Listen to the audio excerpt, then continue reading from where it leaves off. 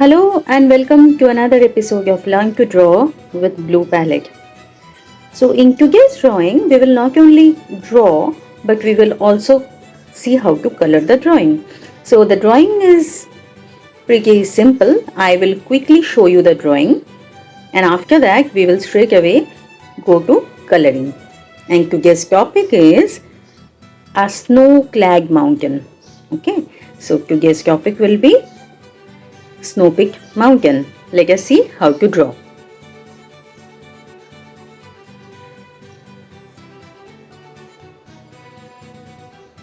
So here I'll be making the mountain peaks.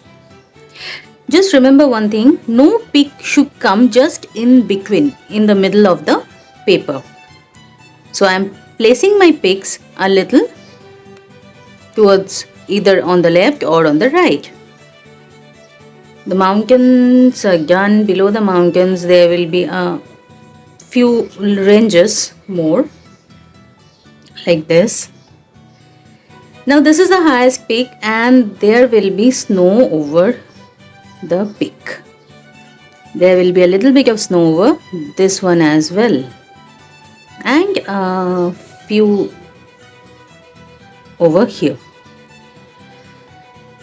After that, let us make some distant trees. So these might be trees or bushes, we do not know, but they are so far away from us we hardly know what are there. So we just make some shapes which may or may not be trees. Now as we come down the peak and to the valley, the trees become much more visible. So here we make some quick shapes of pine trees. How to make the pine trees? We know the shape will be just like that of a triangle and then we follow a few broken lines.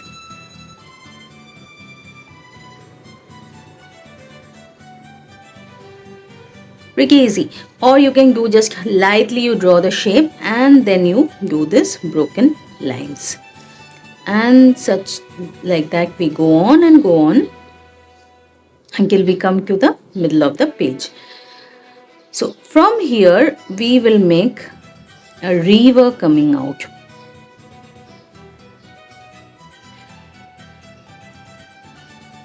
So when the river starts from here, it is pretty thin. It looks thin. It is not, may not be so thin. It looks thin because it is so far away from us. And as it is coming over here, it is widening up. These are the valleys. Now we know like when there is a mountain river, there are a lot of rocks on the bed. So quickly we will make the rocks.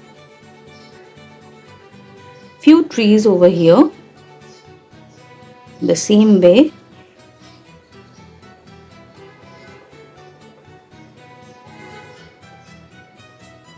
And more rocks as we come to the valley. Some rocks can also be seen in the river bed and the river is flowing around the rocks, making it look even more beautiful.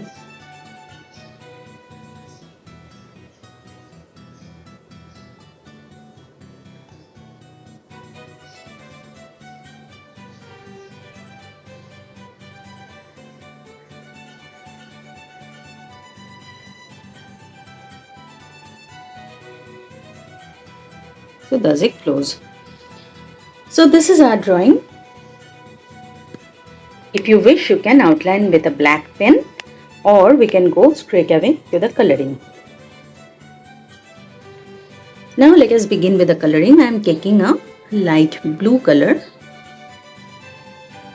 outlining the mountains.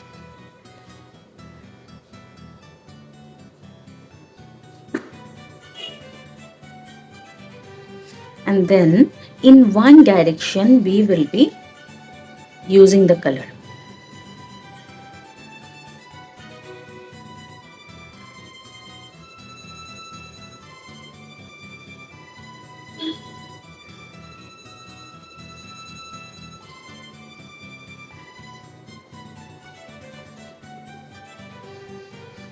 Now we are done with the sky. We will come to the tallest mountain. I am using violet for making the mountain. So first I will outline the snow clad area, and as of now I am keeping it white. The rest of the mountain I will be using this violet color.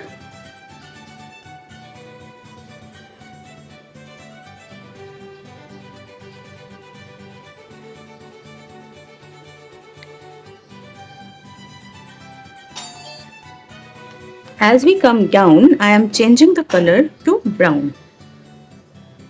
So I began with violet over here. As I am coming down, I am making it more brownish.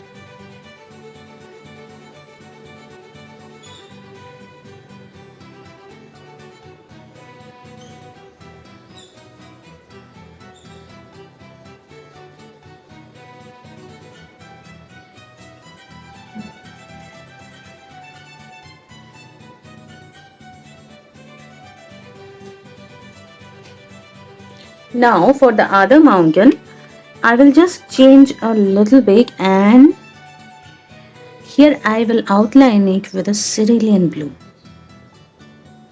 and I'll start with blue.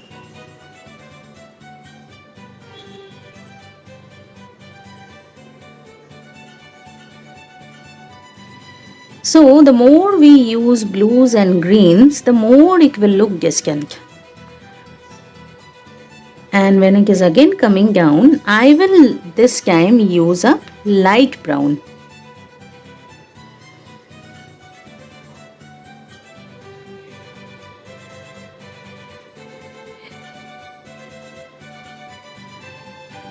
Not always every single mountain should look the same. So let us see how we can make our mountains a little more interesting by using different color palettes. Now for the third mountain, I am again using the same color as this one. I will bring the cerulean blue all the way down to the valley, and then I will top it from below with the light brown.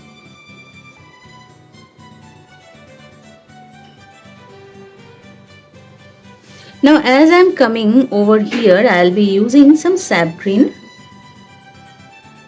to do the distant foliage at the foothills. Like I said, there will be nothing very distinct. We can make them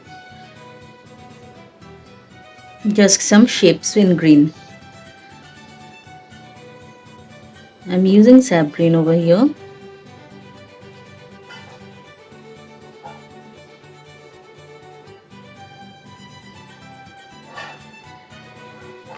Then there are two more valleys, and we can use something like maybe light brown or yellow ochre.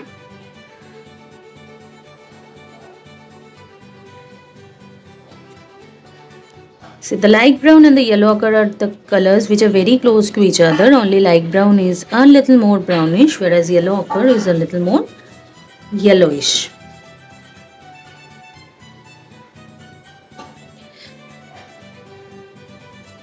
If you can see, I am coloring in a single direction.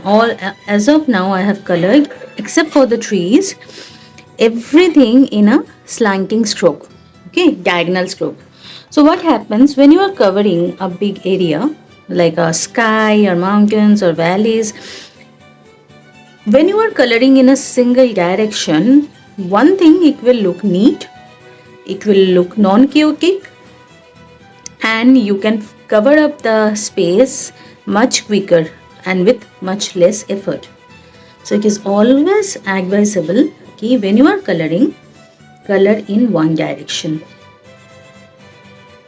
Even for the trees, I have used up and down direction, that is vertical strokes.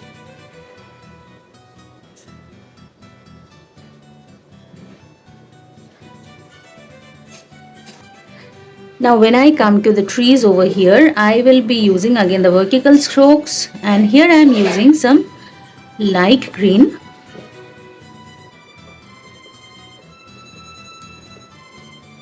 This tree is being a little near to us, we can see a few detail of the trees, like the shapes and maybe the tips of the trees, the tops of the separate trees we can figure out.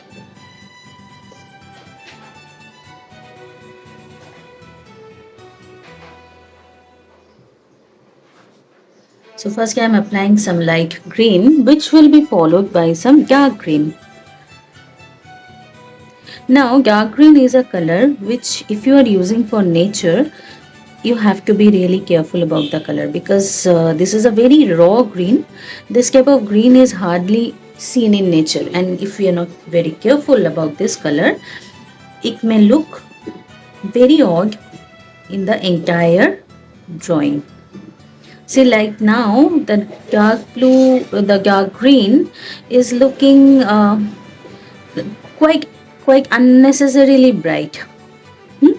So I have to do something about it. So what I'll do is I will use some brown, or maybe I will use some ultramarine blue with the dark green. So where I have applied the dark green, I will mix it with ultramarine blue. So it will mellow down the vibrancy of the green.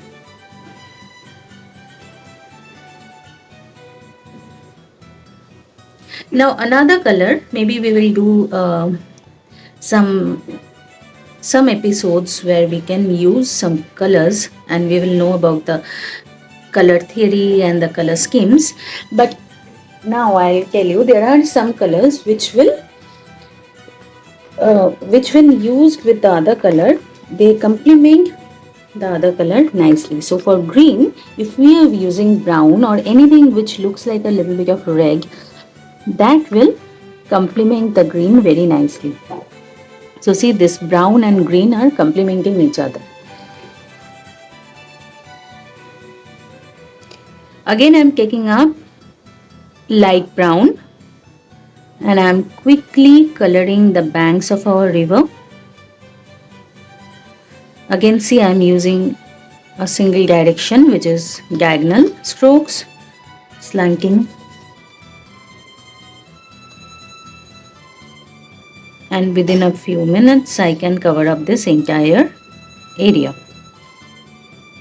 So I have covered up both the sides with light brown. To make it a little more interesting, with the brown I will add some shadows and shades in the valley.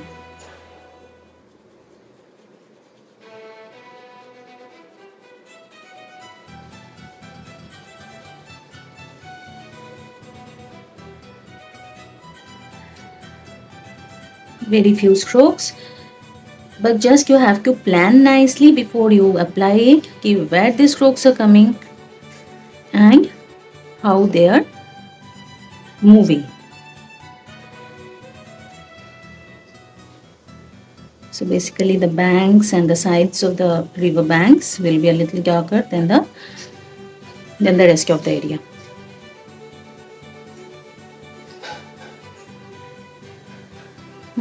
Not bad. Now, what about the rocks? What color do you think? Gray? Gray is so boring. But maybe some other colors, like maybe brown. So see, I am applying the brown on the lower part of the rocks, keeping the upper side white only. Why so? Because light is falling.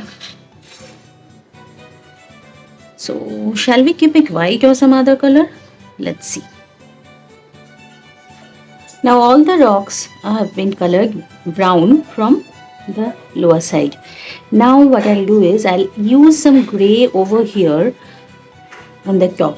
Though I will leave some white space till now, but I will reduce the white area and use some gray. See, no color is boring, and if we can use it properly, no color will look boring. Now see, the gray has become so interesting.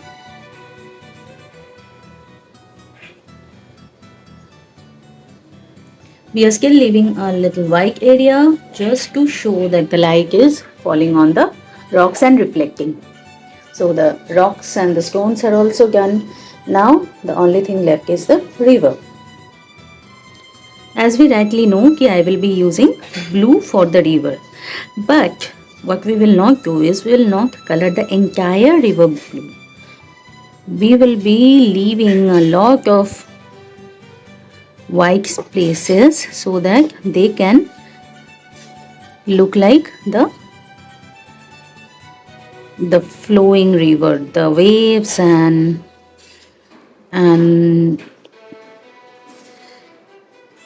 the splashes when they hit against the rock, when the water is hitting against the rock. See, when the river is flowing, the movement has to be established, and when we are leaving these white lines, the movement is more nicely established.